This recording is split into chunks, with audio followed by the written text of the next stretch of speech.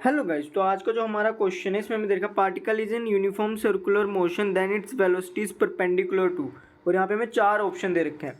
तो गाइस आप देख सकते हैं मैंने यहाँ पे एक डायग्राम बना दिया है। तो गाइस हम अब पहला ऑप्शन देखेंगे कि जो नेट फोर्स है वो आप देख सकते हैं कि वो टुवर्ड द सेंटर लग रही है, क्योंकि आपको पता है कि जो सेंट्रीपिटल एक्सीलरेशन है वो यूनिफॉर्म सर्कुलर मोशन में टुवर्ड द सेंटर लगता है, क्योंकि कोई टेंजेंशियल एक्सीलरेशन तो होता ही नहीं है। तो इसलिए क्या जो सेंट्रीपिटल एक्सीलरेशन होगा वो अगर टुवर्ड द सेंटर लग रहा है तो इसका मतलब क्या होगा कि जो फोर्स होगी वो भी तो टुवर्ड द सेंटर ही लगेगी, क्योंकि जो फोर्स का फॉर्मूला होता है वो क्या होता है, मास इनटू एक्सीलरेशन। तो यहाँ पे तो इस वाले सर्कुलर मोशन में, यूनिफॉर्म सर्कुलर मोशन में एक ही तो एक्सीलरेशन है, वो सेंट्रीपिटल, वो टुवर्ड द सेंटर है।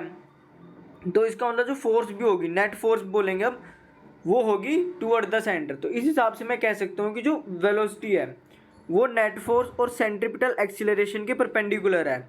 ठीक है गाइज। अब गाइज हम एंगुलर वेलोसिटी की बात करते हैं। तो गाइज हमें पता है कि जो यूनिफॉर्म सर्कुलर मोशन है या गाइज जो सर्कुलर मोशन होता है उसमें जो एंगुलर वेलोसिटी की डायरेक्शन होती है ना वो आउट ऑफ द प्लेन होती है। ठीक है, यानी कि आप मान लें अगर ये एक प्लेन है ना ऐसे, तो इस प्लेन के परपेंडिकुलर होगी ऊपर की तरफ। ठीक है गाइज, आपकी तरफ आते हुए, और गाइज आपकी तरफ आते हुए होगी।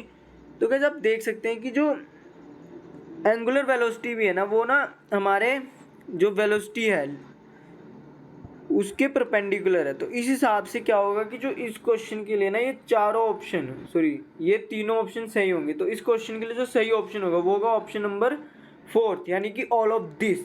और गाइस अगर आपको इस क्वेश्चन में कोई डाउट है तो कमेंट सेक्शन में बताइएगा। Thank you guys.